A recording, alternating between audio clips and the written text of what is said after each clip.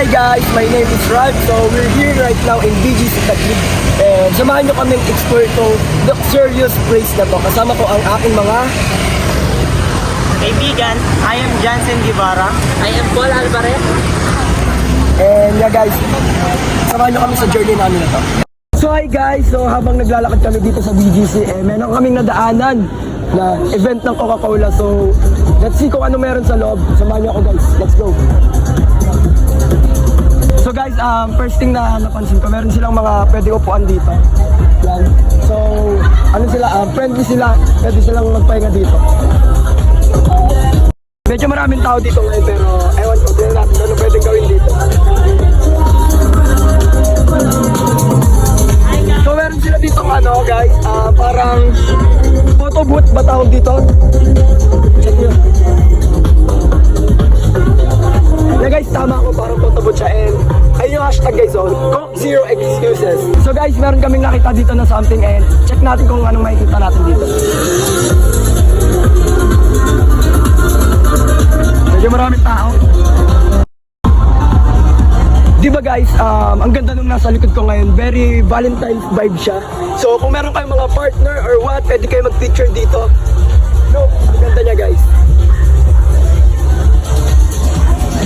So guys, ang dami talaga pwedeng ikutan dito sa BGC, and ang dami nilang pa-event minsan. So guys, if gusto nyo mag-enjoy or wala kayong ginagawa, punta na kayo dito sa BGC High Street, and napakadami nyo pwedeng puntahan dito. Guys, pahinga muna ako kasi medyo napapagod na ako eh.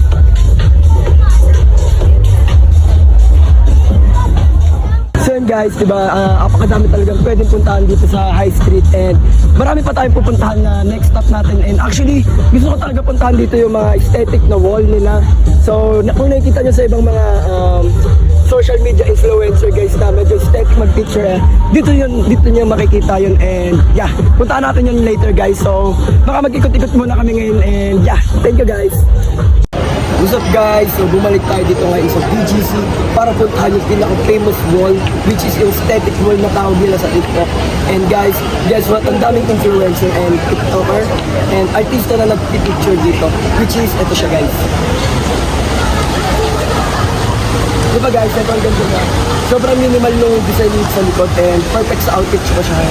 Which is, nag-picture ako after na itong ginagawa namin. Yeah, so abangan nyo na lang yung picture ko guys sa IG.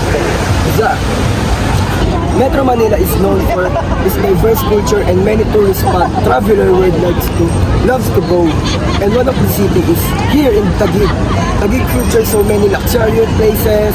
For example, here in BGC.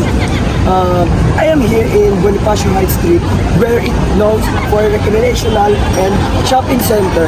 The street loved because of its diverse retail shop. Bonifacio Global City was part of a multi-hectare portion of Taguig that United States government acquired in 1902, operated as a military base.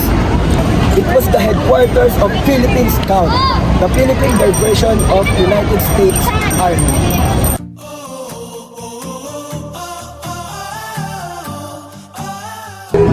So hi guys, we're starting around here in Uptown Mall, and tamang akyat baba lang, nakakapagod na sitwasyon sa buhay. And pag-akyat namin dito sa taas dito, meron na kami nakakanta dito. And nakaka-relax siya kasi nandito siya sa open area where you can breathe fresh air and listening to their music. And kung gusto niyo ma-experience dito, akyat lang kayo dito, and while doing it, order na rin kayo ng Starbucks coffee. Pagka-order niyo po kayo sa dito kasama mga friends, loved ones, or even kung anong trip niyo sa buhay, kwentuhan about life, kung ano yung mga experiences niyo,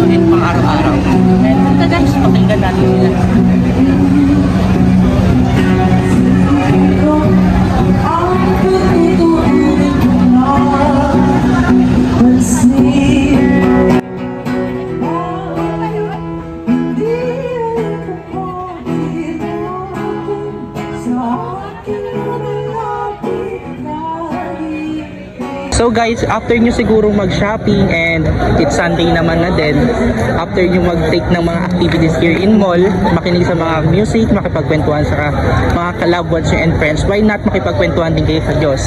Meron din ditong chapel na nasa same ground lang din dito and open area din dito. Paglabas nyo ng chapel, ba't hindi kayo magpasalamat or manghingi ng guidance and gabay? Para naman yung connectivity nyo into God and yung sa sarili nyo is makapagpasalamat kayo. So hi guys, nandito kami ngayon sa Uptown Mall and kakain kami dito ngayon sa Little Manila at isa ito sa mga kainan na mapifeatured yung mga Filipino dish natin. Ang in-order ko is itong pork chop na may bopis, yung kay Ralph is yung 2-piece chicken na may pakbet at yung kay Johnson yung chicken inasal at lechon paksiw. At kung dadayo kayo dito sa BGC wherein lahat ng pagkain is medyo social at naghahanap kayo ng mga pagkain Pinoy at nagkikrave kayo sa mga gantong pagkain, pwede kayong pumunta dito sa Uptown Mall, dito sa food center, sa may taas lang at sa bandang gilid lang sila. Ayun guys, kakain na kami kasi nagugutom na rin kami. So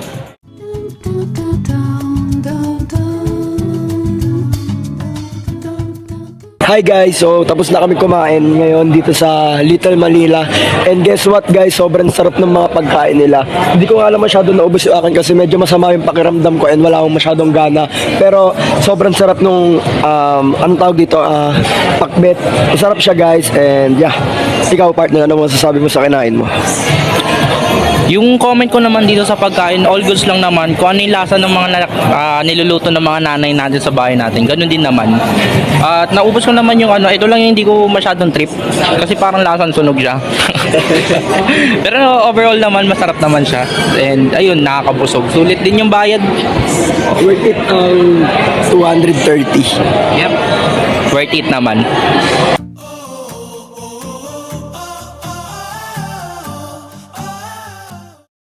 Hi guys! Ako si Jansen Guevara at pamilyar ba kayo sa lugar sa Venice? Yung Grand Canal doon na matatagpuan sa Italy, sa Europa. Pues kung gusto nyo mapuntahan o gusto nyo ma-experience yung ganitong lugar, dito sa Taguig City sa Metro Manila, makikita at matutuklasan ninyo ang napakagandang attraction na ito. Kung saan makikita nyo rito ang mala Europa at mala Italyang structure na hango sa isa sa pinakamagandang tourist spot sa Italy. So tara, samahan nyo ako na tuklasin at mag-obserba dito sa napakagandang attraction sa Taguig City. So yo guys, check this out. May kita natin sa likod natin yung tinatawag nilang human mime, na kung saan kapag binigyan mo siya ng donasyon, makikipag-interact siya sa'yo at gagalaw-galaw. So let's check.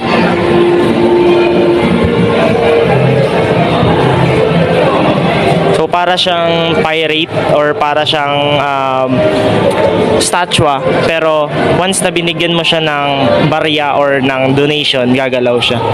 So try natin kung gagalaw siya kahit hindi tayo nagbibigay. Siya nagbibigay guys. So wala akong barya dito eh. Gumagalaw siya. Check this out. Try natin kung makikipag-fist bump na siya. Talo daw ako guys.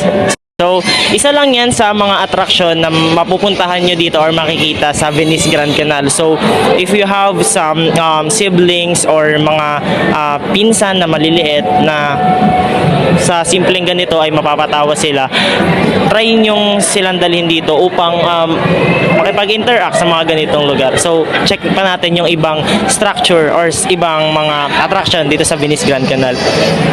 So, yo guys, check this out. Nandito kami ngayon sa Venice Grand Canal na kung saan, kung makikita nyo, nasa likuran ko, ang tawag dyan is yung gondola ride, no? Kung saan, kung gusto nyong ma-experience yung mala Europe or Italy vibes, no? Pwede kayo sumakay. Like, check this out guys.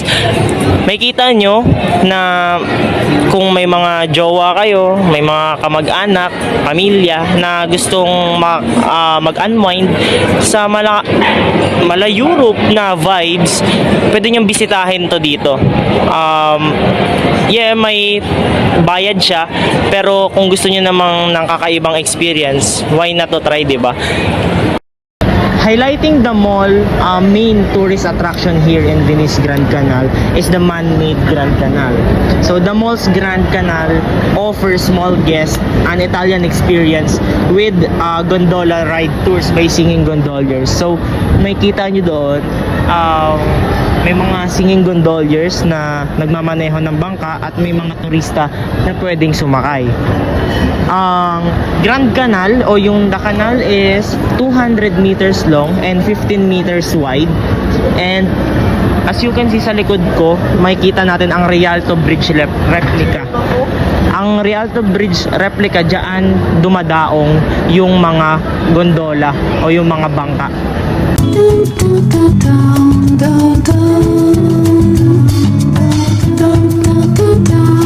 Venice Grand Canal is a lifestyle mall development under Mega World Lifestyle Malls located inside the 50-hectare McKinley Hill Township of Mega World Corporation in Taguig, Metro Manila. So guys, habang naglalakad-lakad kami dito sa Grand Canal, may napansin kaming kakaiba. Kung mapapansin nyo sa likod ko, gabi na. Pero, check nyo to.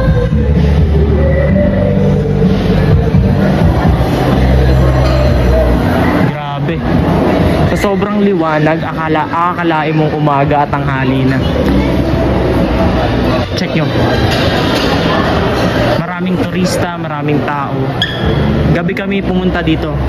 Time check, 8:16 ng gabi. Pero akalain mong tanghaling tapat. Napakaganda.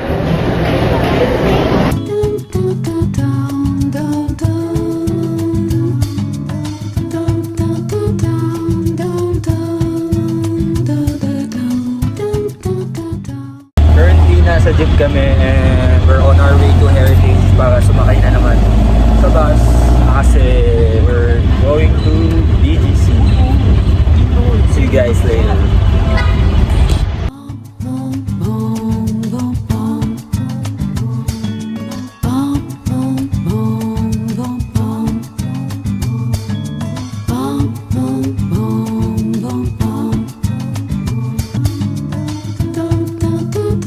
Hi guys, so I'm currently inside the Grab. Galing kami ng Calao, then nag-commute to Heritage, then we book a Grab car from here to McDonald's Market sa BGC.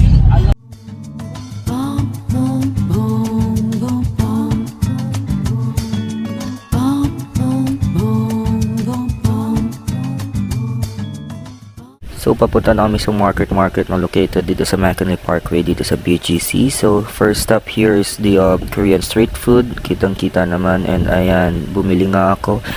So, ayan, kumagat, nguya. So ayun, so far sobrang sarap naman. So next up, mag-ikot-ikot muna tayo sa Fiesta Market.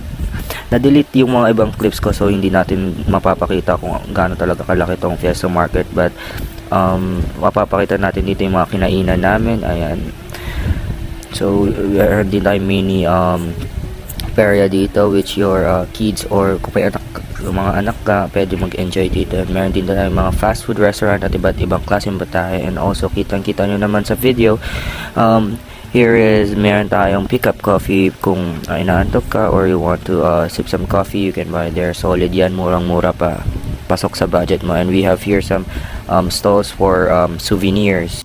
So ayun guys, dito bumibili kami dito ng pares. Nakita namin yung stall dito. Pagpasensya na yung mga mukha nila, gutom na kasi talaga kami.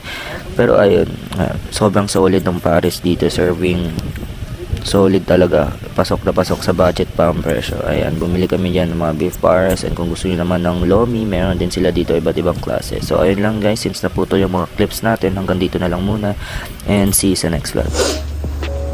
Hi guys, so nakauwi na kami ngayon and sobrang saya ng experience namin sa BGC Taguig, and sobrang, alam mo yun, sobrang nakaka-overwhelm lang dahil may mga ganong lugar dito sa Pilipinas na pumapantay sa ibang bansa. And ako, sa experience ko sa pinuntahan ko, which is sa High Street, and sobrang ganda niya talaga, as in para kang nasa New York vibes, lalo na yung pinuntahan namin na malaking screen.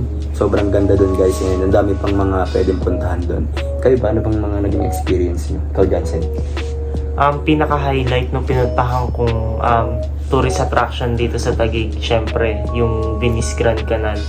Isa yun sa pinaka-masaya, pinaka-exciting na part kasi mala Europe, mala Italy yung vibes niya. At kung makikita nyo sa video, maraming turista talaga yung pumupunta. Mapa weekdays, mapa weekends. Kaya masusulit nyo talaga yung pagpunta nyo doon at hindi masasayang. Ikaw ba, Brian? Yung sa akin naman siguro yung sa syempre sa market, yung mga tinik ko na video is tungkol sa mga pagkain, di ba? Doon mo makikita yung hindi lang pang Pinoy na pagkain ang pwede mong bili doon sa market, kundi yung iba't ibang klase ng pagkain mula sa iba't ibang bansa. Ang paborito ko siguro nabili doon, syempre, for a showcase na natin yung sa Pinoy. Grabe yung pares nila doon, murang-mura tapos solid yung kain. Recommend ko yun. Ikaw ba, Paul? Yung sa akin naman, yung napuntahan ko yung dun sa sikat na Uptown Mall. Sa around lang din sa BGC. Yung mall na yun, mapipicture niya yung mga iba't ibang uri ng architecture ng building. Makikita mo sa tuktok kapag umakyat ka, makakaramdam ka ng freshness ng air, tas makakarinig ka ng mga music. Based sa mga mapapakita sa video, yung mga kumakanta doon, and may ipapakita din doon yung mga building ba, tas mga bars, makikita mo lahat doon sa baba. Yun. Tsaka guys, ko lang yung kinainan namin tatlo. Sobrang sarap din doon. Recommend din yun sa taas ng Uptown Mall. Little Manila ata pangalan. So yun guys, ayun yung mga experience namin sa BGC Taguig. So kung gusto nyong gumala with friends, family, or loved ones, puntahan nyo na yun. Sobrang sulit nun guys. Bye-bye!